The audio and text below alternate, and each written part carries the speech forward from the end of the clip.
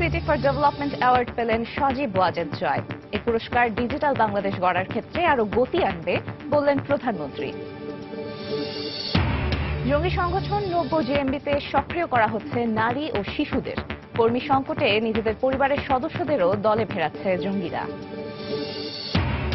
ভয়াবহ বিভিন্ন শিল্প দুর্ঘটনায় দায়ের হওয়া একটি মামলারও বিচার শেষ হয়নি। আইনি জটিলতা ও তদন্তে গাফিলতিকে দায়ী করছেন আইনজীবীরা। অর্থ বরাদ্দের 1 বছর পেরিয়ে গেলেও শুরু হয়নি সিলেট ভোলাগঞ্জ সড়কের সংস্কার কাজ। চরম দুর্ভোগে এলাকাবাসী ও পাথর ব্যবসায়ীরা। এবং ঝুঁকিপূর্ণ ও জরাজীর্ণ হওয়ায় পর্যটক শূন্য কক্সবাজারের সরকারি মালিকানাধীন 2টি মোটেল। উন্নয়নে পরিকল্পনা নেওয়া হচ্ছে দাবি কর্তৃপক্ষের।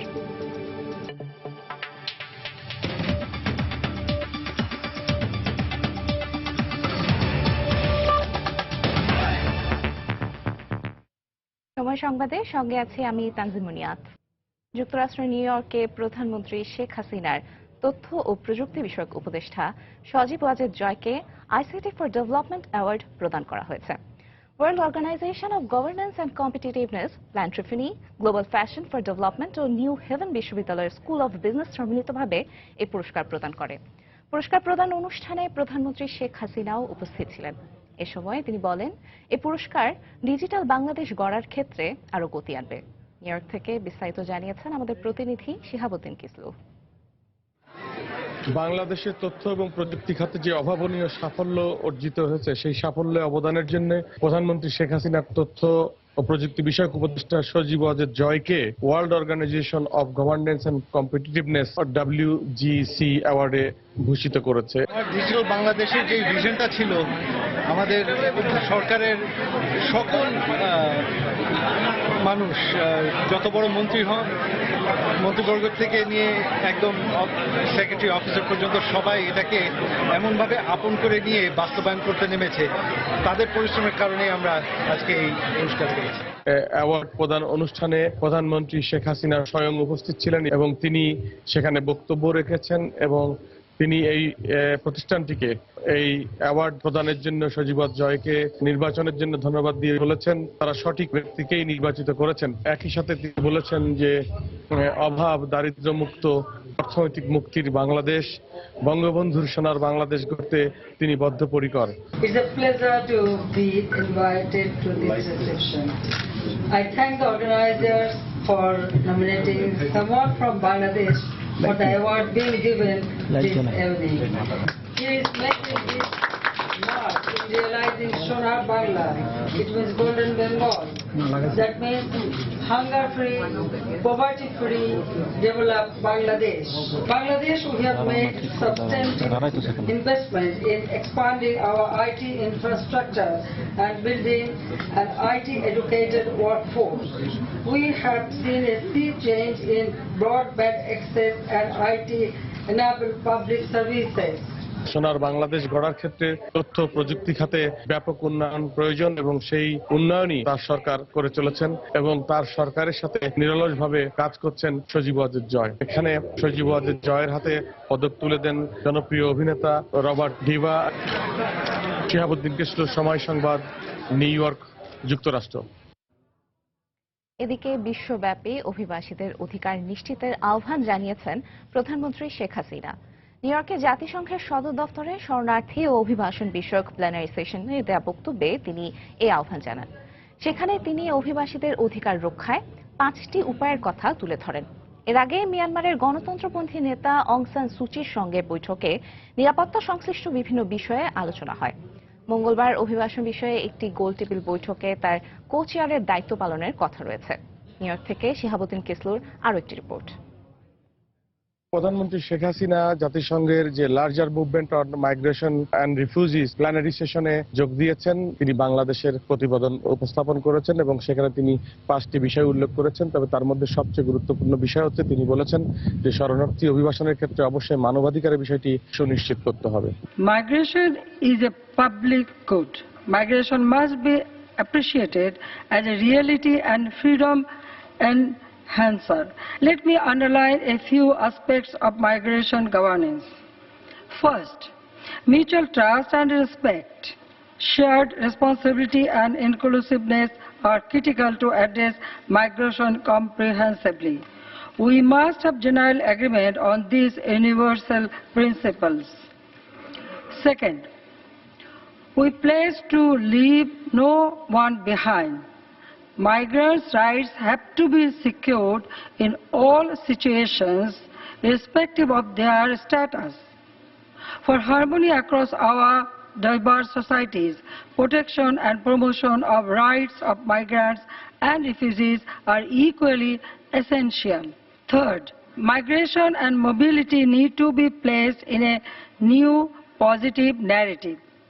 Bangladesh has, therefore, proposed a global compact on migration addressing some of the long-standing gaps in migration governance.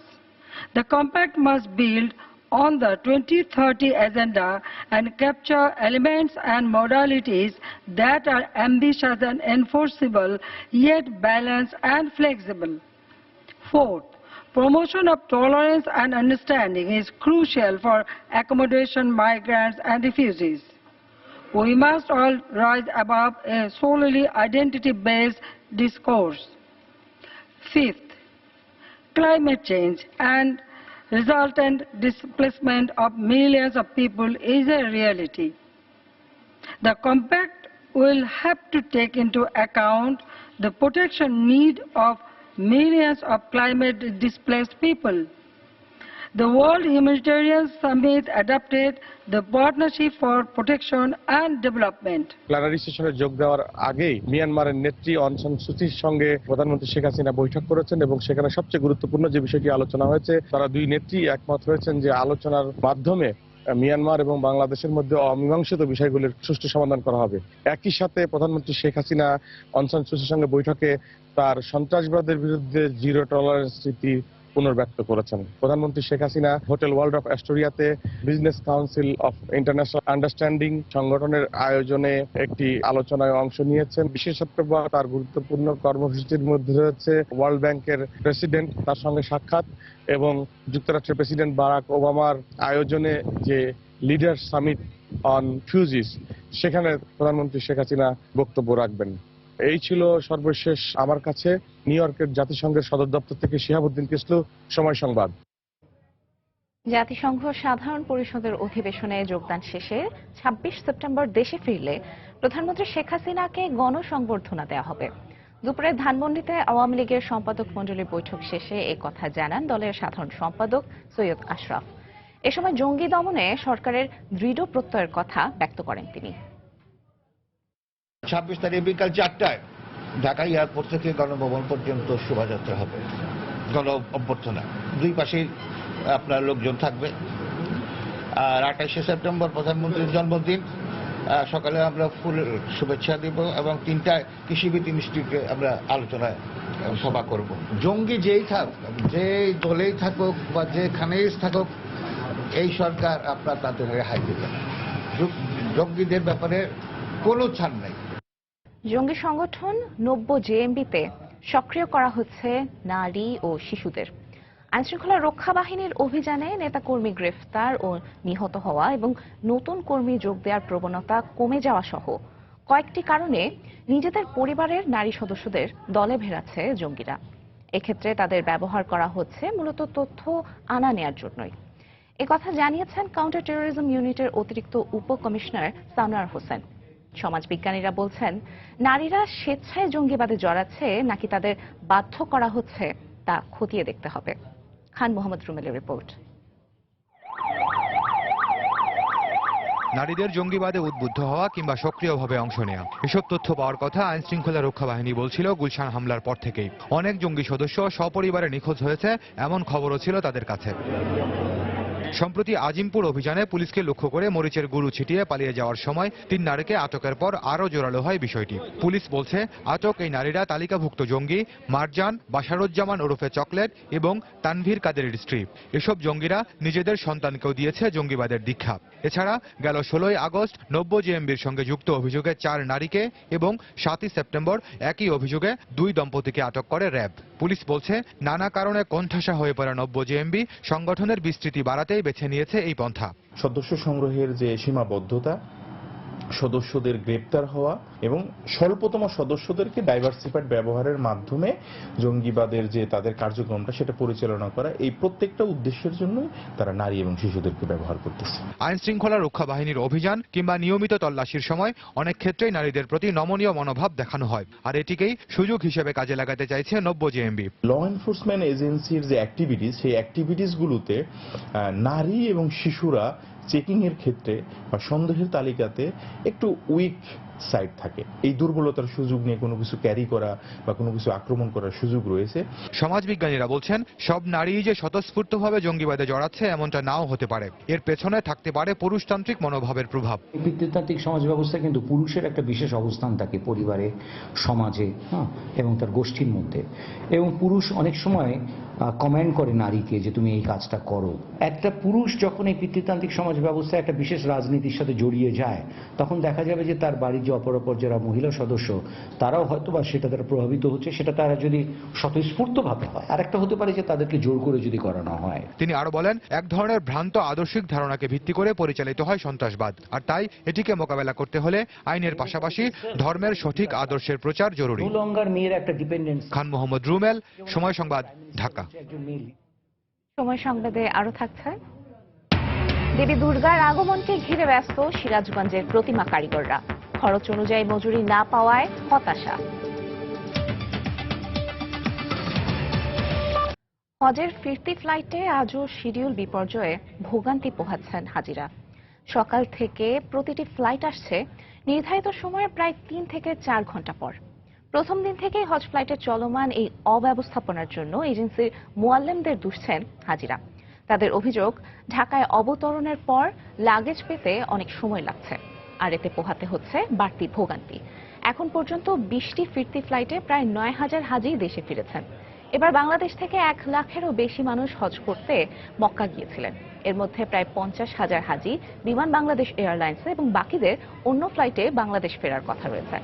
আগামী 17 অক্টোবর পর্যন্ত চলবে হজের ফিরতি ফ্লাইট।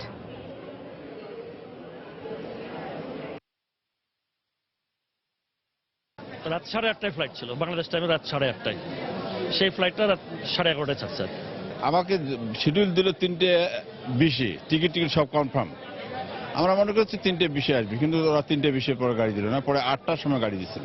হজের যে কষ্টটা ছিল এটা আমরা মেনে নিয়েছি, কোনো সমস্যা হয়নি ইনশাআল্লাহ। দেশে ভয়াবহ বিভিন্ন শিল্প দুর্ঘটনায় দায়ের হওয়া একটি মামলারও বিচার শেষ হয়নি। 2-1টি মামলা বিচারের পর্যায়ে গেলেও অধিকাংশ মামলা পড়ে আছে তদন্তে। এজন্য আইনি জটিলতা ও তদন্তে গাফিলতিকে দায়ী করছেন আইনজীবীরা। শ্রমিক অধিকার নিয়ে সোচ্চার সংগঠনগুলো বলছে, শ্রমিকের স্বার্থ ও নিরাপত্তার দিকে নজর না দিয়ে শিল্প কারখানা মালিকদের কেবল মুনাফামুখী ব্যবসার প্রবণতার কারণে মৃত্যুর মিছিল থামছে না শিল্প খাতে। আফজাল হোসেনের রিপোর্ট। সাভারের স্পেকট্রাম, রানা প্লাজা থেকে গাজীপুরের ডাম্পাকো, প্রতিনিয়তই ঘটছে এ ধরনের শিল্প দুর্ঘটনা।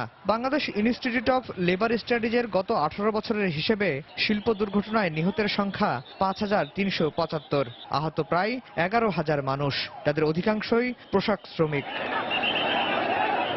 প্রতিটি দুর্ঘটনার পর হত্যা ও ক্ষতিপূরণ চেয়ে আদালতে পৃথক মামলা হলেও একযুগেও শেষ হয়নি কোনো মামলার বিচার কাজ। শুধুমাত্র রানা প্লাজা ও তাজরিন মামলার আনুষ্ঠানিক বিচার শুরু হলেও অন্য মামলাগুলো আটকে আছে তদন্তেই। বিশেষজ্ঞরা বলছেন, আইনি জটিলতা ও তদন্ত কর্মকর্তাদের গাফিলতি দীর্ঘসূত্রিতার প্রধান কারণ। ফৌজদারি আইনে আমরা এই মামলাগুলো করি, সেইটার এক ধরনের দুর্বলতা তো আছে, এটা তো স্বীকার করতেই হবে। এখানে চাইলে আসলে ডিলে করানো যায়। পুলিশ যদি তাদের তদন্তটা শেষ না করেন, তাহলে এখানে সরকারের সদিচ্ছার অভাব আছে মনে করি আমি। শাস্তি হতেই হবে। এটা এই জন্য না যে আমরা ওই ব্যক্তির শাস্তি চাচ্ছি, অবশ্যই আমরা অপরাধীর শাস্তি চাই, কিন্তু এই জন্য যে ভবিষ্যতে মানুষ যাতে সতর্ক হয়। একই সঙ্গে মামলাগুলো নিষ্পত্তির জন্য দ্রুত বিচার ট্রাইব্যুনালে পাঠানো, শিল্প কারখানা মালিকদের অতি মুনাফামুখী প্রবণতা রোধ এবং শ্রমিকদের স্বার্থ ও নিরাপত্তা নিশ্চিতে আইনি কাঠামো সৃষ্টির তাগিদ দিয়েছেন তারা। তারা মনেই করে না যে তাদের পণ্যর চাইতে শ্রমিকের জীবনের গুরুত্ব বেশি, রাষ্ট্র যদি দায়িত্ব নিয়ে নিজেদের উদ্যোগ নিয়ে যদি নিজেরা এই বিষয়গুলো ফয়সলা না করে তাহলে কিন্তু এর প্রতিকার হবে না। ব্যবসায়ীরা ব্যবসায়িক লাভের কথা চিন্তা করে মানুষের জীবনের তো বেশি কম মূল্য দিচ্ছেন, যেটা ফৌজদারি অপরাধ হিসেবে গণ্য হওয়া উচিত এবং এটার জন্য আলাদাভাবে মামলা হওয়ার, আলাদাভাবে আইন তৈরি হওয়া প্রয়োজন। এদেরকে শাস্তির মুখোমুখি দাঁড় করানো। এছাড়া হতাহত শ্রমিকদের ক্ষতিপূরণের পরিমাণ নির্ধারণে উচ্চ আদালতের নির্দেশে গঠিত কমিটির সুপারিশ এবং আইএলওর তত্ত্বাবধানে মালিক শ্রমিক চুক্তির বাস্তবায়নের পরামর্শ তাদের। আফজাল হোসেন, সময় সংবাদ, ঢাকা। 450 কোটি টাকা বরাদ্দের 1 বছর পেরিয়ে গেলেও আজও শুরু হয়নি সিলেট ভোলাগঞ্জ সড়কের সংস্কার কাজ। গুরুত্বপূর্ণ এই সড়কটি এখন পুরোপুরি যান চলাচলের অনুপযোগী হয়ে পড়েছে। সংস্কার না করায় 37 কিলোমিটার সড়কের পুরোটা জুড়ে বড় বড় গর্তের সৃষ্টি হয়েছে। আর এতে চরম দুর্ভোগের শিকার হচ্ছেন 3 উপজেলার মানুষের পাশাপাশি পাথর ব্যবসায়ীরা। রিপোর্ট আব্দুল আহাদের, আর ক্যামেরায় ছিলেন নৌশাদ আহমেদ চৌধুরী। সিলেট ভোলাগঞ্জ 37 কিলোমিটার সড়কের পুরোটাতেই বিশাল বিশাল গর্ত। গাড়ি নষ্ট হয়ে যাওয়ার ভয়ে অনেক আগেই যাত্রী সেবা বন্ধ করে দিয়েছেন বাস মালিকরা। অল্প সংখ্যক সিএনজি অটোরিকশা চললেও গর্তে পড়ে সেগুলো নষ্ট হয়ে যাচ্ছে। দীর্ঘ এই সড়কের মাত্র 3 কিলোমিটার যাওয়ার পথে অন্তত 10টি সিএনজি অটোরিকশা নষ্ট হয়ে রাস্তার মাঝখানে পড়ে থাকতে দেখা যায়। এতে চরম ভোগান্তির শিকার হচ্ছেন যাত্রী ও চালকরা। সিলেট যাওয়া ডাক্তার দেখাইতাম, এখন রাস্তা ভাঙার কারণে গাড়ি নষ্ট হয়ে গেছে, রাস্তা এখন গাড়ি পাওয়া যায় না। এলাকাবাসী ও যাত্রীদের অভিযোগ, রাস্তার বেহাল দশার মধ্যে গর্ভবতী মায়েদের হাসপাতালে নিয়ে যেতে চরম ভোগান্তির শিকার হতে হয়। আর ব্যবসায়ীদের ক্ষতির সীমা নেই। ডুবে গেছে ওখানে আইতে সময় গাড়ি বুঝছেন পানির লাগি রাস্তা। আমরা কোম্পানিগঞ্জ থেকে সিলেট পর্যন্ত গাড়ি লিয়ে আইতে হইলে 4 দিন 5 দিন লাগে। গাড়ি কাজ করতে করতে জীবন নষ্ট। নয়া নয়া গাড়ি একবারে বাঙ্গারি হয়ে গেছে। অনেক এমপি মিনিস্টাররা আইছে কিন্তু বলে যে হ্যাঁ কাজ হবে, কিন্তু এখন কাজ হয় না। 2015 সালের 7 এপ্রিল একনেকের বৈঠকে সিলেট ভোলাগঞ্জ সড়ক সংস্কারে 441 কোটি 54 লাখ টাকার প্রকল্প অনুমোদন পায়। কিন্তু 1.5 বছর পেরিয়ে গেলেও কাজের দৃশ্যত কোনো অগ্রগতি হয়নি। আমাদের কাজ তো অলরেডি শুরু হয়ে গেছে, এখন মেইনটেন্যান্স কাজ চলছে। মানে ভোলাগঞ্জ প্রকল্পে এই মুহূর্তে বর্ষা সিজনে যেহেতু আমাদের প্রথম কাজ শুরু করতে হবে মাটির নিচের অংশের কাজ, বর্ষা সিজনে এই কাজগুলো করা খুবই ক্রিটিক্যাল। এটা শেষ হলেই হয়তো 2-3 মাস সময় লাগে এগুলো শেষ, তারপরে আমরা মূল কাজে যাইতে পারব। এই সড়ক দিয়ে সিলেট সদর, কোম্পানিগঞ্জ ও গোয়াইনঘাট উপজেলাবাসীর পাশাপাশি রাতারগুল, বিছনাকান্দি, ভোলাগঞ্জ ও পান্থমাই পর্যটন কেন্দ্রে মানুষ যাতায়াত করেন। আব্দুল আহাদ, সময় সংবাদ, সিলেট। সময় সংবাদে আরো থাকছে। কাশ্মীরের সেনা ঘাঁটিতে হামলার ঘটনায় পাকিস্তানকে আন্তর্জাতিকভাবে বিচ্ছিন্ন করার উদ্যোগ ভারতের। যে কোনো হুমকি মোকাবেলায় প্রস্তুত পাকিস্তান, হুঁশিয়ারি সেনাপ্রধানের। পুষ্টিগুণ ভালো থাকায় রুটি সহ অনেক খাবার তৈরিতে ব্যবহার করা হয় আটা। ডায়াবেটিস সহ শারীরিক সমস্যার পাশাপাশি সুস্বাস্থ্যের কথা মাথায় রেখে ভাতের পরিবর্তে রুটি খান অনেকেই। আর এই কারণে দিন দিন বেড়েই চলছে আটার চাহিদা। বিষয়টি মাথায় রেখে বহুমাত্রিক গবেষণার মাধ্যমে গুণগত মান বেড়েছে আটার। এরই ধারাবাহিকতায় বাজারে এসেছে ফাইবার আটা বা আঁশ সমৃদ্ধ লাল আটা। পুষ্টি বিশেষজ্ঞরা বলছেন আঁশ সমৃদ্ধ এই লাল আটা বয়স্ক মানুষের জন্য স্বাস্থ্যসম্মত। আটাই পুষ্টি, ভাতে বাড়ে মেদ। পুষ্টিবিদদের মতে খাদ্যগুণ বিচারে ভাতের চেয়ে অধিক ক্যালোরি উৎপাদনে সক্ষম আটা। এছাড়া ডায়াবেটিক্স, কোষ্ঠকাঠিন্য ও হার্টের সমস্যা সহ শারীরিক নানা সমস্যার পাশাপাশি ফিটনেস ধরে রাখতে আটা রুটি খান সব বয়সী মানুষ।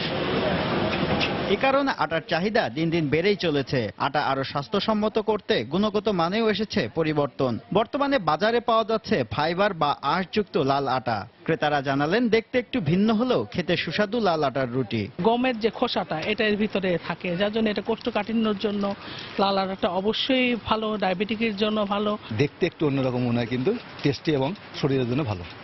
বাজারে লাল আটার বেশ চাহিদা রয়েছে বলে জানালেন বিক্রেতারা। যারা নিচ্ছে একবার তারা আবার আইসা চাইতেছে, নিতেছে। লাল আটার চাহিদা আটা মোটামুটি ভালোই আছে এখন বর্তমানে চাহিদা। 2 কেজি 80 টাকা, মোটামুটি ওগুলার তুলনায় একটু বেশি। যদি আর একটু কমে তাহলে আর একটু বেশি চলবে। বিশেষজ্ঞরা বলছেন খুব সহজে হজম হয় লাল আটা বয়স্কদের শরীরের জন্য খুবই স্বাস্থ্যকর। হোল হুইট ফ্লাওয়ার যারা খায় এটাতে তো ফাইবার রয়ে গেছে, অন্যান্য ভিটামিনসগুলো রয়ে গেছে। ডায়াবেটিস, ওবেসিটি বা যাদের ওজন বেড়ে যাচ্ছে সেক্ষেত্রেও কিন্তু এই যে হোল হুইট ফ্লাওয়ার, এর যে আমাদের যে ফাইবারটা রয়ে গেছে, এটা কিন্তু অনেকাংশেই কাজে লাগে। বিশেষ করে বলা হয় যে কোলোরেক্টাল ক্যান্সারও এটা অত্যন্ত উপকারী। তবে এই লাল আটা প্যাকেটজাত ও সংরক্ষণে বাড়তি সতর্কতার পাশাপাশি নিয়মিত পুষ্টিমান পরীক্ষার পরামর্শ দিয়েছেন পুষ্টি বিশেষজ্ঞরা। শুভ খান, সময় সংবাদ, ঢাকা। বিশ্বের দীর্ঘতম সমুদ্র সৈকত কক্সবাজারে বেসরকারি পর্যায়ের 4 শতাধিক হোটেল, গেস্ট হাউস ও রিসোর্ট পর্যটকে পূর্ণ থাকলেও উল্টো চিত্র সরকারি মালিকানাধীন দুটি মোটেলের। পর্যটন কর্পোরেশন পরিচালিত মোটেল প্রবাল ও উপলের বেহাল অবস্থা। পর্যটকরা বলছেন ঝুঁকিপূর্ণ, জরাজীর্ণ ও সেবার মান ভালো না মোটেল দুটির। সংশ্লিষ্ট কর্তৃপক্ষের দাবি মোটেলের উন্নয়নে পরিকল্পনা নেওয়া হচ্ছে। সুজাউদ্দিন রুবেলের তথ্য, মোহাম্মদ ফরাজের ছবি নিয়ে ডেস্ক রিপোর্ট। 1967 থেকে 69 সালের মধ্যে পর্যটন শহর কক্সবাজারে নির্মাণ করা হয় মোটেল প্রবাল ও উপল। মূলত এই মোটেল দুটিকে কেন্দ্র করেই বিশ্বের দীর্ঘতম সমুদ্র সৈকত কক্সবাজারে পর্যটন ব্যবসার যাত্রা শুরু। 3 তলা মোটেল দুটিতে কক্ষ আছে 38টি করে, একটি করে রেস্টুরেন্ট ও ডরমেটরি। কিন্তু 4 দশকের বেশি পুরনো হলেও এর কোনো আধুনিকায়ন না হয় বেহাল দশা এখন। অনেক পুরনো হোটেল, কিন্তু অন্য হোটেলের মতো এটা মানে ওরকম তাল মিলিয়ে চলতে পারছে না। ফাটল ধরছে, কিছু কিছু জায়গায় বাইরে পানি পড়তেছে, রুমগুলো অনেক অপরিষ্কার, বিল্ডিং গুলো অনেক ভাঙাচোরা, নড়চড়ে, পুরনো, স্পেশালি ওয়াশরুমটা একদম ভালো না। বেসরকারি হোটেল, গেস্ট হাউস ও রিসোর্ট পর্যটক পূর্ণ থাকলেও মোটেল দুটি থাকে খালি। আর এজন্য নানা সমস্যার কথা জানালেন মোটেলের কর্মকর্তারা। গেস্ট কম আসে, আমাদের একটা রেট আমরা কমিয়ে দেই, কিন্তু অফ সিজনে অন্যান্য প্রাইভেট হোটেলগুলি তাদের রেটগুলি কমায় তো ঠিকই আছে, আরো কমানো হয়। ওদের রুম ক্যাটাগরিও খুব ভালো, সে তুলনায় আমাদের পর্যটন মোটেল প্রবাল এটা খুবই পিছিয়ে রয়েছে। রিনোভেশন করার জন্য আমরা অনেকবার ম্যানেজমেন্টকে জানিয়েছি। ম্যানেজমেন্টের খুব ইচ্ছা যে প্রবালটাকে 5 স্টার হোটেল করবে। পর্যটন কর্পোরেশনের সংশ্লিষ্ট কর্মকর্তা জরাজীর্ণতার কথা স্বীকার করে জানালেন মোটেল দুটির উন্নয়নে পরিকল্পনা নেওয়া হচ্ছে। কাঠামোটা পুরাতন মনে হচ্ছে আর কি, ক্রমান্বয়ে এগুলো উন্নয়ন করা হবে। মোটেল উপলে 5 স্টার হোটেলের একটা প্রস্তাব আছে এবং এটাও পিভিপির মাধ্যমে করা হবে। পর্যটন সংশ্লিষ্টরা বলছেন জনবল বৃদ্ধি ও মান উন্নয়ন করা হলে সরকারি প্রতিষ্ঠান দুটি লাভের মুখ দেখবে। সময় সংবাদ, কক্সবাজার। দেখছেন সময় সংবাদ। এটা থেকে তোর মতো বন্ধু পাবো না, কিন্তু স্টার স্ট্যাটাস পাবি, অ্যাকাউন্ট ইনফরমেশন পাবি রে, প্রোফাইল আপডেটও করতে পারবি। এত কিছু করা যায়? হ্যাঁ। আজব তো।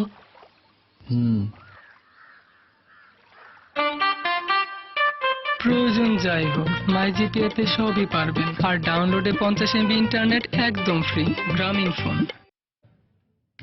আর কদিন বাদেই দেবী দুর্গা আসছেন মর্তলোকে। দেবীর আগমনকে ঘিরে তাই এখন ব্যস্ত সিরাজগঞ্জের পালপাড়ার প্রতিমা তৈরির কারিগররা। দিন রাত পরিশ্রম করে নিপুণ হাতে তৈরি করছেন প্রতিমা। তবে প্রতিমা তৈরির উপকরণের দাম বাড়লেও সে অনুযায়ী মজুরি পাচ্ছেন না কারিগররা। অমৃত সেনের ক্যামেরায় বিস্তারিত জানাচ্ছেন রিঙ্কু কুন্ডু।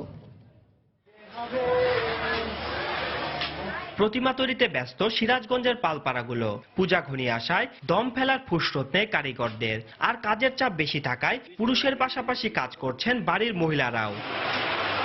এখন চলছে খড় আর কাদামাটি দিয়ে প্রতিমা তৈরির প্রাথমিক কাজ। এরপর প্রতিমাতে দেয়া হবে রং তুলির আঁচড়। তবে প্রতিমা তৈরির জন্য বাঁশ, খড়, মাটি সহ অন্যান্য উপকরণের মূল্য বৃদ্ধি পেলেও বাড়েনি প্রতিমার মূল্য। তবে আর্থিকভাবে লাভবান না হলেও প্রত্যেক পেশা ধরে রাখতে এ কাজ করে যাচ্ছেন প্রতিমা তৈরির কারিগররা।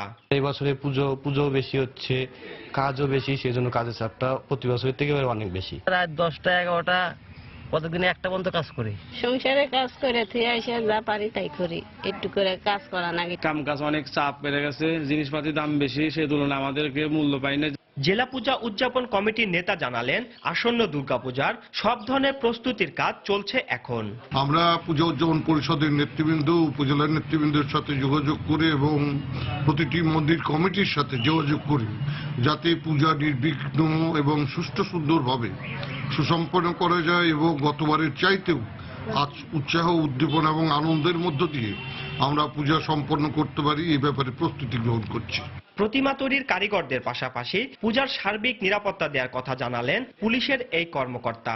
যে সকল মন্দিরে প্রতিমা তৈরি হচ্ছে সেখানে আমাদের স্পেশাল টহল ব্যবস্থা জোরদার করা হয়েছে এবং আমরা মাননীয় পুলিশ সুপার মহোদয়ের নির্দেশক্রমে সেখানে গোয়েন্দা নজরদারি বৃদ্ধি করা হয়েছে। এবার সিরাজগঞ্জের 9টি উপজেলায় প্রায় 5 শতাধিক পূজা মণ্ডপে দুর্গাপূজার আয়োজন করা হবে বলে জানিয়েছেন জেলা পূজা উদযাপন পরিষদ। রিঙ্কু কুণ্ডু, সময় সংবাদ, সিরাজগঞ্জ। ব্যক্তি উদ্যোগে মৌলভীবাজারের শ্রীমঙ্গলে গড়ে উঠেছে বন্যপ্রাণী সেবা ফাউন্ডেশন।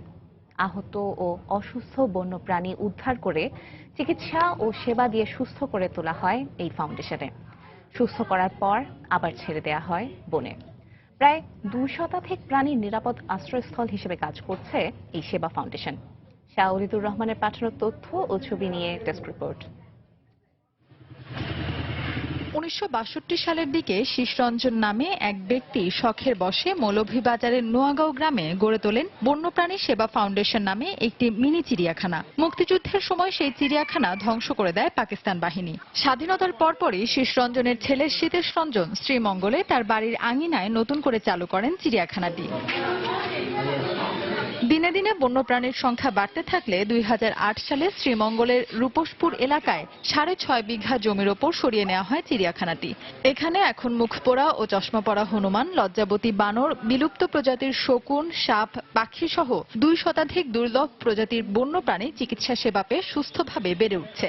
আর এসব প্রাণী দেখতে প্রতিদিন ভিড় করছেন দর্শনার্থীরা। চিড়িয়াখানা আসার পরে অনেক কিছু দেখলাম, সবকিছু খুব ভালো লাগছে। ছোট শহর হিসাবে এখানে আসলে অনেক কিছুই দেখার আছে, হনুমান, বানর, সবকিছুই আছে, প্রায় হরিণ। এখানে আসলে পরিবেশটা খুব সুন্দর, আমার খুব ভালো লাগতেছে।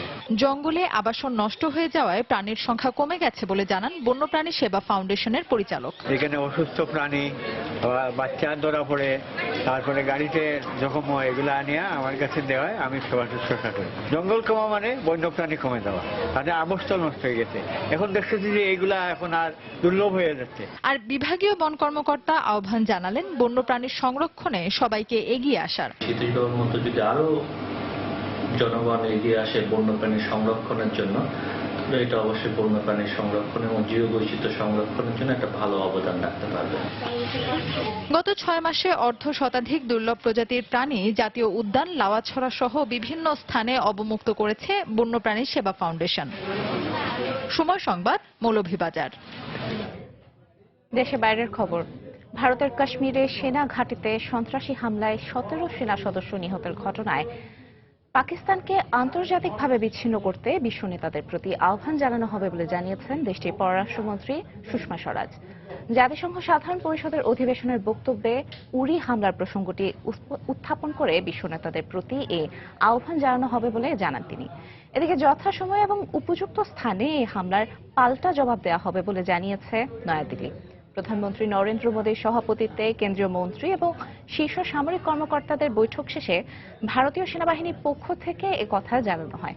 একই সঙ্গে উরি হামলা সহ ভারতের বিভিন্ন সন্ত্রাসী হামলার সঙ্গে পাকিস্তানের যোগসূত্রের প্রমাণও দেশটির কাছে হস্তান্তর করা হবে বলে নয়াদিল্লির পক্ষ থেকে জানানো হয়েছে। এদিকে ভারত সহ যে কোনো দেশের প্রত্যক্ষ ও পরোক্ষ হুমকি মোকাবেলায় পাকিস্তান প্রস্তুত বলে জানিয়েছেন দেশটির সেনাপ্রধান রাহিল শরীফ।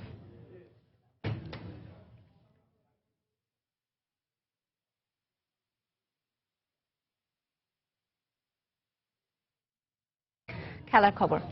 আঙ্গুলের ব্যথাটা অনেকটাই সেরে উঠেছে, তাই আফগানিস্তানের বিপক্ষে ওয়ানডে সিরিজের প্রথম ম্যাচে খেলার ব্যাপারে বেশ আত্মবিশ্বাসী বাংলাদেশ দলের ওপেনার তামিম ইকবাল। প্রতিপক্ষ পিছিয়ে থাকলেও হালকাভাবে নিচ্ছেন না তিনি, বরং দীর্ঘদিন পর আফগানদের বিপক্ষে 3টি ওয়ানডে ম্যাচকে দেখছেন দারুণ প্রস্তুতির অংশ হিসেবে। সময় সংবাদকে দেয়া তামিম ইকবালের বিশেষ সাক্ষাৎকারের দ্বিতীয় ও শেষ পর্বের বিস্তারিত থাকছে হুমায়ুন কবির রোজা রিপোর্টে।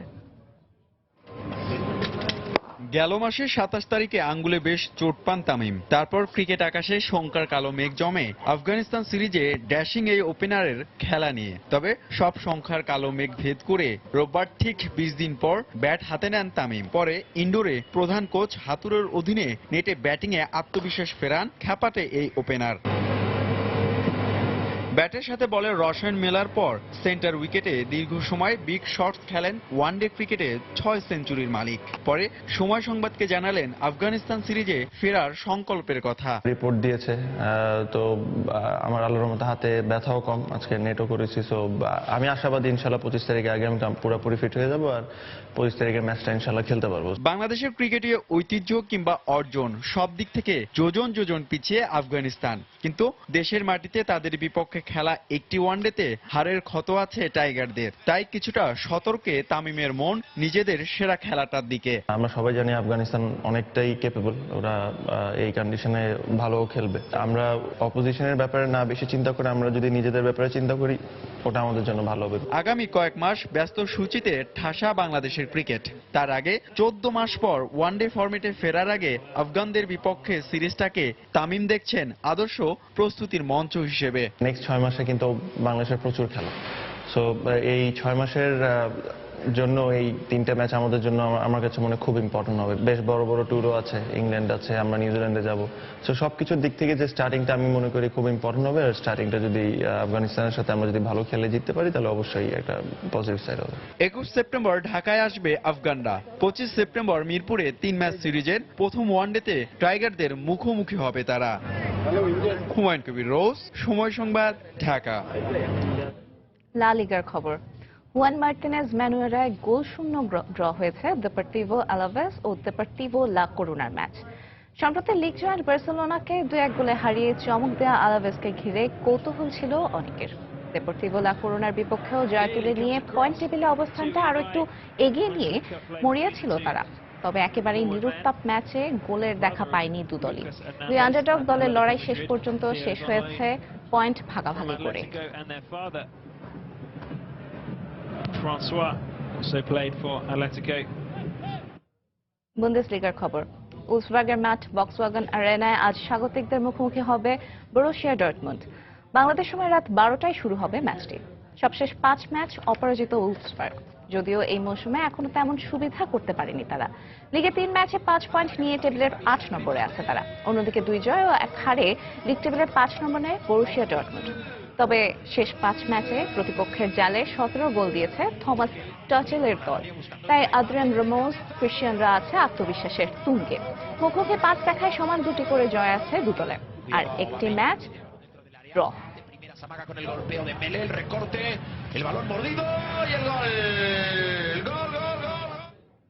এ পর্যায়ে শীর্ষ সংবাদ জানিয়ে দিচ্ছি আরেকবার। আইসিটি ফর ডেভেলপমেন্ট অ্যাওয়ার্ড পেলেন সজীব ওয়াজেদ জয়। এই পুরস্কার ডিজিটাল বাংলাদেশ গড়ার ক্ষেত্রে আরো গতি আনবে বললেন প্রধানমন্ত্রী। জঙ্গি সংগঠন 90 জেএমবিতে সক্রিয় করা হচ্ছে নারী ও শিশুদের। কর্মী সংকটে নিজেদের পরিবারের সদস্যদেরও দলে ভেড়াচ্ছে জঙ্গিরা। ভয়াবহ বিভিন্ন শিল্প দুর্ঘটনায় দায়ের হওয়া একটি মামলারও বিচার শেষ হয়নি। আইনি জটিলতা ও তদন্তে গাফিলতিকে দায়ী করছেন আইনজীবীরা। অর্থ বরাদ্দের 1 বছর পেরিয়ে গেলেও শুরু হয়নি সিলেট ভোলাগঞ্জ সড়কের সংস্কার কাজ। চরক দুর্ভোগে এলাকাবাসী ও পাথর ব্যবসায়ীরা। এবং ঝুঁকিপূর্ণ ও জরাজীর্ণ হওয়ায় পর্যটক শূন্য কক্সবাজারে সরকারি মালিকানাধীন 2টি মোটেল। উন্নয়নের পরিকল্পনা নেওয়া হচ্ছে দাবি কর্তৃপক্ষের। এই ছিল এখনকার মতো। যেকোনো খবর পেতে ভিজিট করুন সময়নিউজ.tv। যেকোনো বাংলা লিংক, রবি এয়ারটেল নম্বর থেকে সময় সংবাদের খবর, অনুষ্ঠান সম্পর্কে জানতে এবং যেকোনো তথ্য সময় সংবাদকে জানাতে ডায়াল করুন 16242 নম্বরে। এছাড়া এই মাত্র পাওয়া খবর মোবাইলে পেতে SMS করুন *PN লিখে পাঠিয়ে দিন 16242 নম্বরে। আর সঙ্গে থাকুন সময়ের।